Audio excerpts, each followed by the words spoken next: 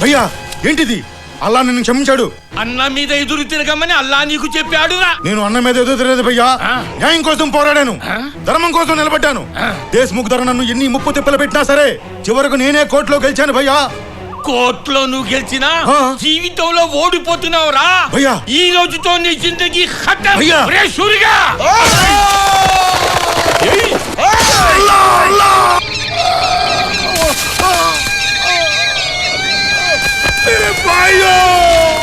నేను పోతున్నా.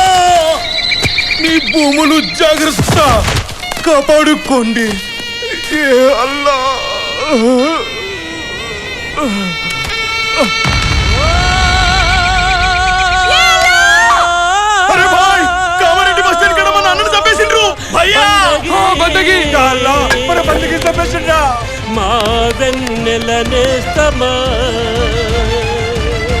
తెలంగాణ పోరులో తొలివేకువ కిరణమై మము నడిపించిన ఓ